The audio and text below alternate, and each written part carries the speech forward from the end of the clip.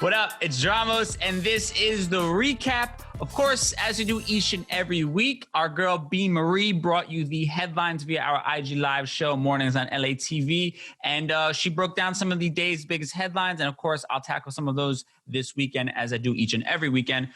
This week, I mean, surprise, surprise, we're focusing on the election. This is going to be an election-heavy episode because really, there is not much else to talk about.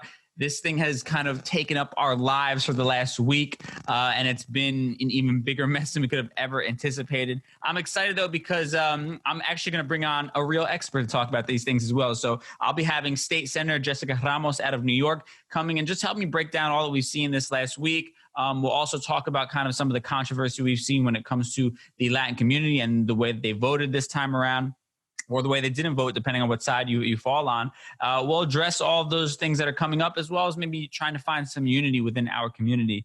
Now, before she hops on, I just want to do a couple quick little hot takes, I guess, as to what I've seen thus far when it comes to this election.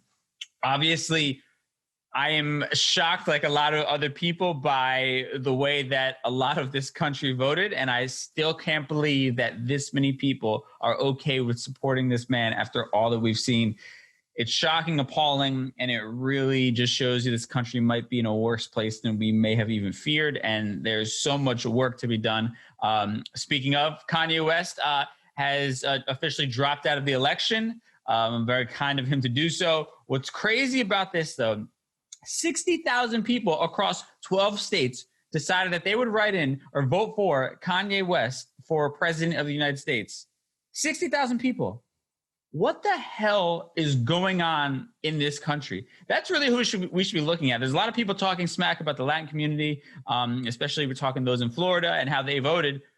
We're going to just ignore 60,000 people across 12 states that decided that a rapper from Chicago who has no political experience whatsoever and really can't even, navigate the trials of his own life. They decided that he was worth their vote for president of the United States after all that we've seen this year and the crisis that this country's in.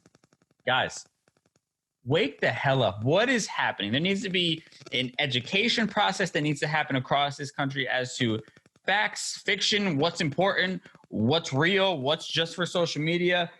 There's so much going on right now and so many issues that we have to face. And hopefully, we will get some sort of normalcy, or at least moving in the direction of that once Joe Biden is officially announced as president of the United States.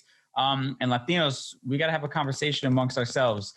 We are way too divided right now for no good reason whatsoever. So there's going to be a lot of conversations that need to be had, and a lot of people need to step up and have those hard talks with your family members and publicly and all these different things. But I want to get to that with somebody who's also an expert that can bounce ideas off of and also just somebody discuss and make sense of all the nonsense we've seen so far. So helping me break down this last week, she is a representative for District 13 in New York City, State Senator Jessica Ramos. Hey, how you doing? Hi, how are you? How is everybody? Thanks for having me on.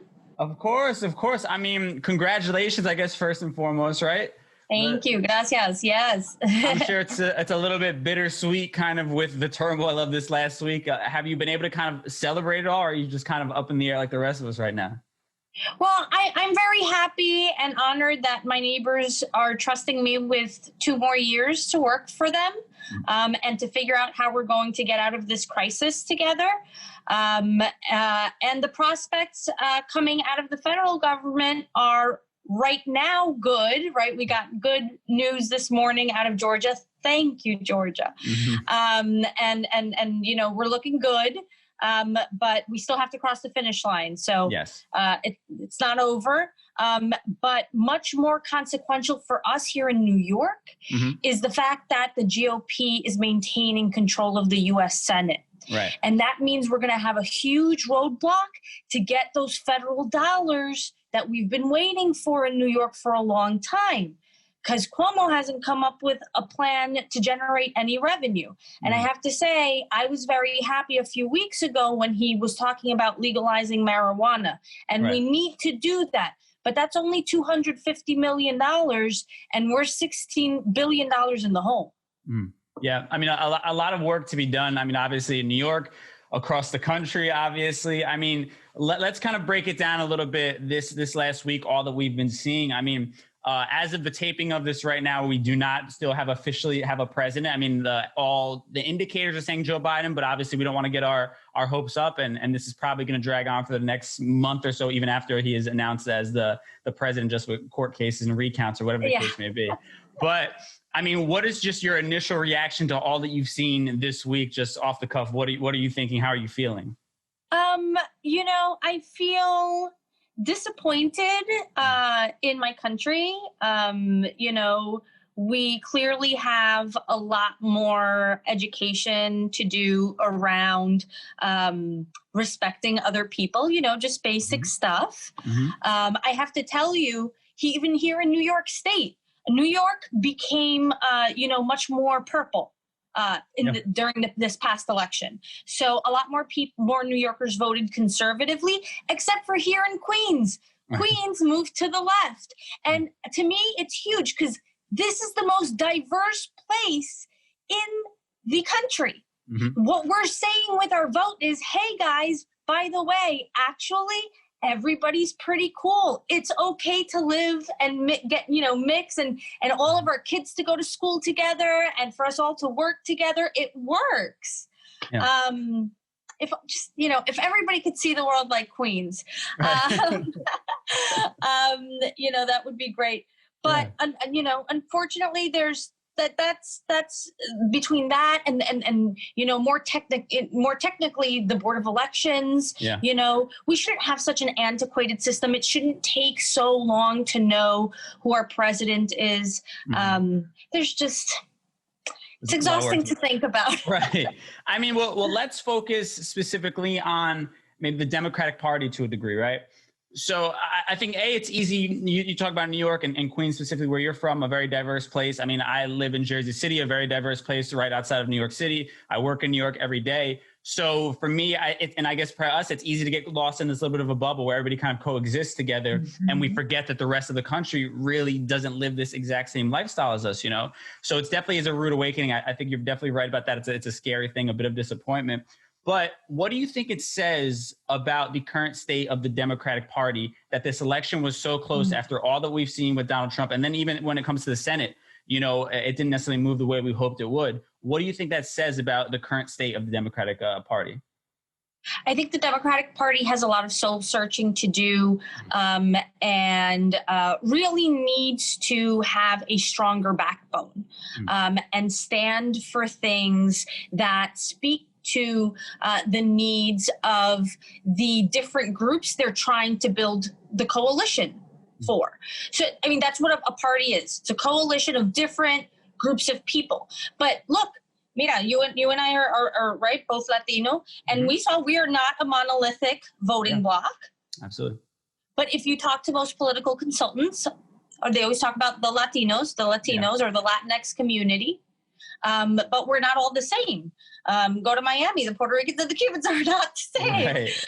Right. And here in New York, even many times, for us South Americans here in Queens, we're much closer to immigration issues in many ways than, say, the Puerto Rican community in the Bronx. But we're but we make it work. And so there's just a lot of organizing to do and a lot of conversations. I think that it's important for people of our generation to find our way to wiggle into conversations with our parents about a lot of this stuff. And challenge a lot of the things that, we grew up thinking are okay. And now we know better. Now many of us are parents. I have 2 kids, and I'm trying to do better, but our parents still vote. And, I've heard from some friends that, they're not sure that, their parents had voted for Biden, that they weren't absolutely sure. And that's frightening. But, I'm sorry to go on a rant. No, you're good. You're good. I realize, but it goes back to economics. You know, Yeah. I think we all want to depend on each other, and that's true. But I think for many people of color, particularly Black and Brown communities, we're always trying to build our generational wealth because we've never had it. So we need to be able to see that upward mobility. And that shouldn't be mutually exclusive from us taking care of each other, you know, and figuring out systems that don't oppress any one particular group. That's where that balance of power should be, in my opinion.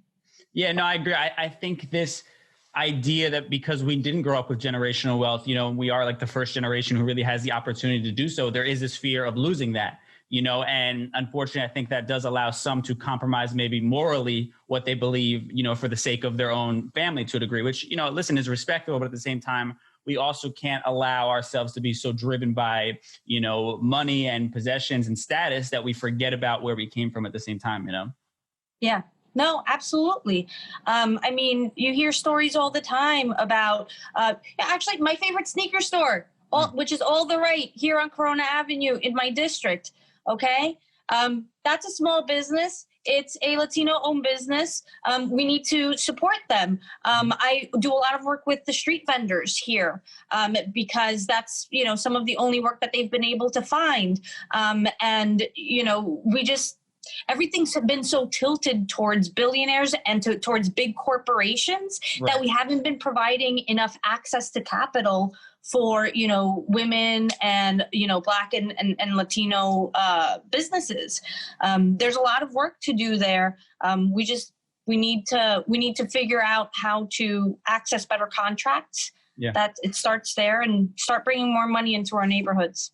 No, absolutely. And I want to dive into some things that are proactive things we can do as a community. I do want to quickly, you know, with the election, just touch on one thing lastly, though, where we're getting a lot of flack in the Latin community, basically based upon the Miami-Dade results. But that seems to be now being pushed as like this narrative that Latinos came out for Trump and across the country and all these different things. I mean, discuss that, poke holes in it. What's your reaction when you're hearing this kind of rhetoric being put out there? Well, my first reaction is a funny one, a less serious one, which is I'm sure you saw the Trump song, the salsa song that came out. I guarantee you that got lots of tias out to vote. Yeah. And it was a way to engage with the community. It's kind of embarrassing to admit, but it works with some people. Right. Yeah. I will vote for Donald Trump.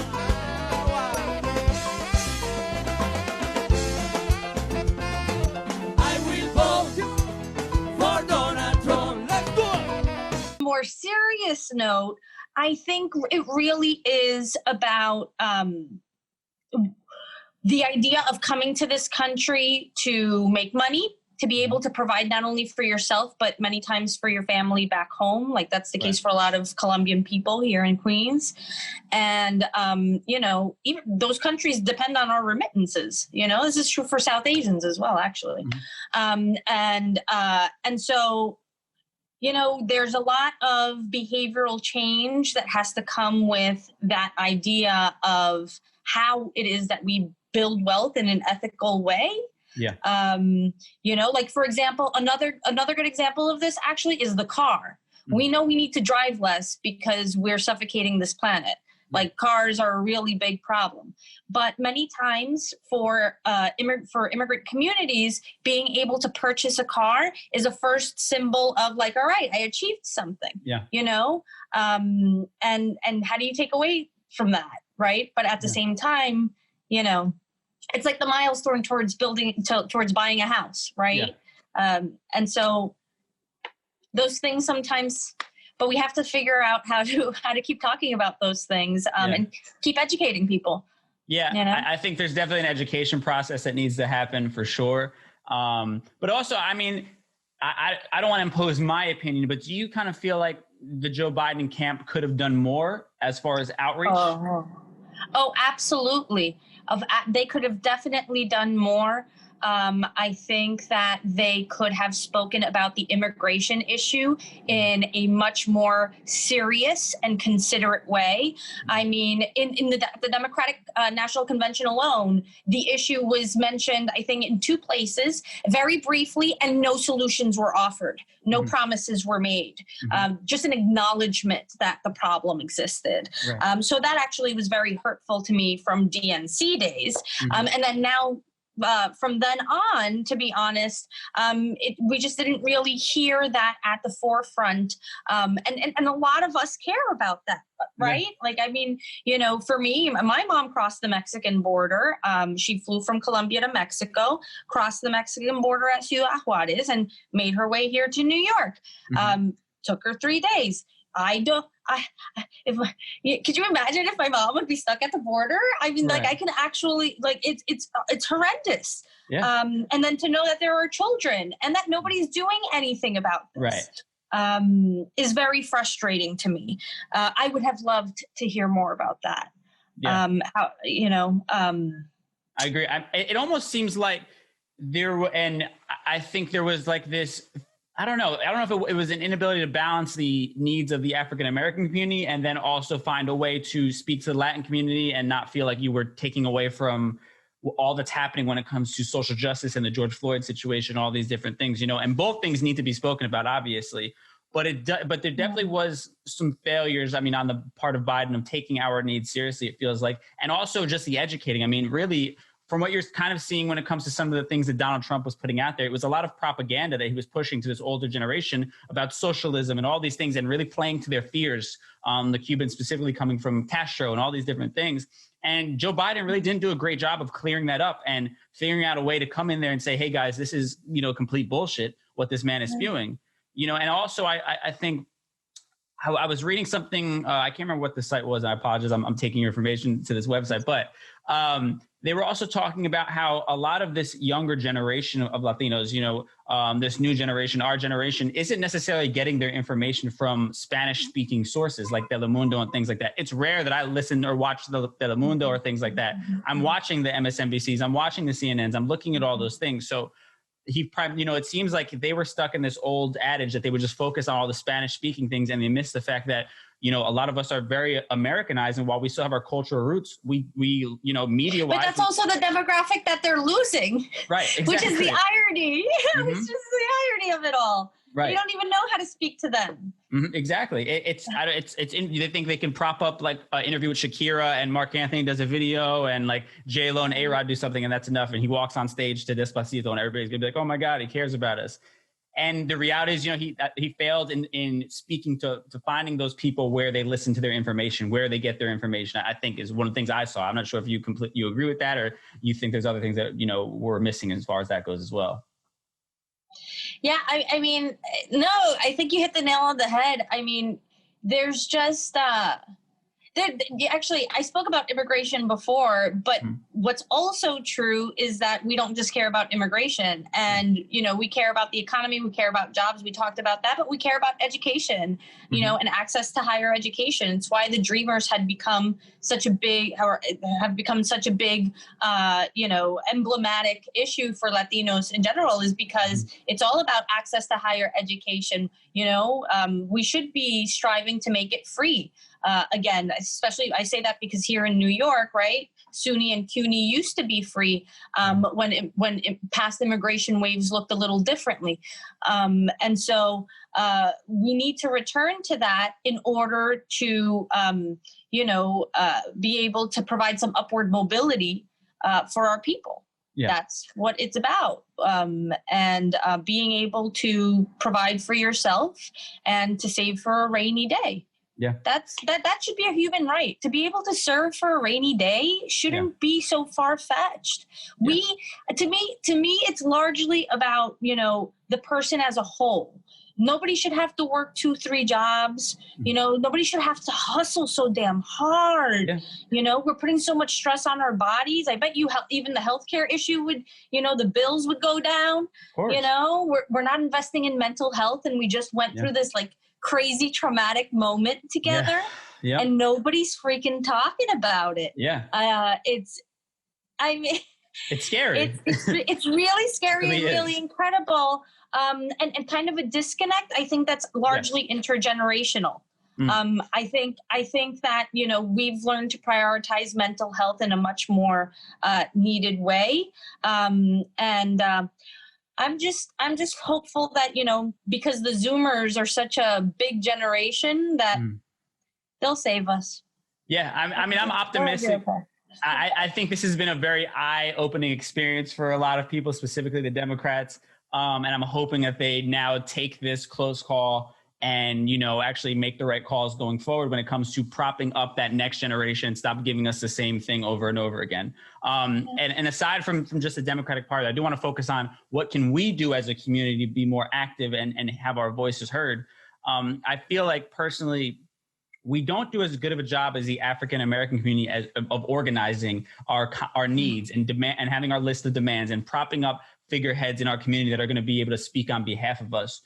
I know, obviously, within our community, it's very complex. I mean, you're speaking about immigration, you know, on paper, for me as a Puerto Rican, that does not affect me or my family, right? In the same way that statehood for Puerto Rico doesn't necessarily affect, you know, people from Mexico or South America or Central America directly, right? So we have like these very drastic different needs, but at the same time, we are brothers and sisters within this as well. So I guess, how do we come together? And is that even possible to have a unity amongst Latinos with us being so diverse as well? Yes, it's possible. Actually, on an issue that I'm working with on right now here in my district. You know, Queens is really diverse, not only racially, but really ethnically. We have pretty much every type of Latino in Queens. And that's not to say the other continents as well. We have felt that our restaurants have been under attack by the state liquor authority in New York State throughout the course of the pandemic. They essentially were shaking down these restaurants for whatever little PPP money, little aid they received from the federal government, and many of them ended up shutting down. And, you know, they were being held responsible for the individual behavior of a lot of people that were hanging outside of establishments with those to-go cups, right? We were talking about Brick Cafe on Steinway Street and like all the partying that was going up on Dykeman. But, you know, it was really unfair how these restaurants were being targeted and weren't being given a fair hearing. And the fines were so exorbitant that we were essentially shutting down small businesses. At one point in August, it was like 31 restaurants in my district out of 180 in the entire state. Wow. Yeah. And most of them Latino, like 98% of them Latino owned. And it's tough. It's tough because, you know, sometimes I'm going to say it. Sometimes we like to, you know, listen to music a little louder than everyone else. But those are things that we have to work on and that we can work on. Right.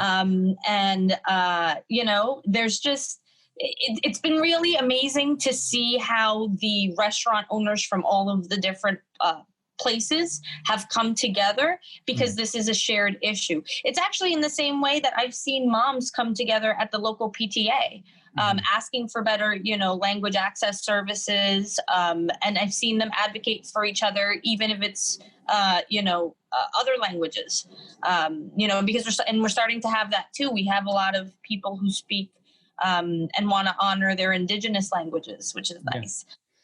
So I think we just, as long as we keep it local, that's where we build from, you know, that's where we build from.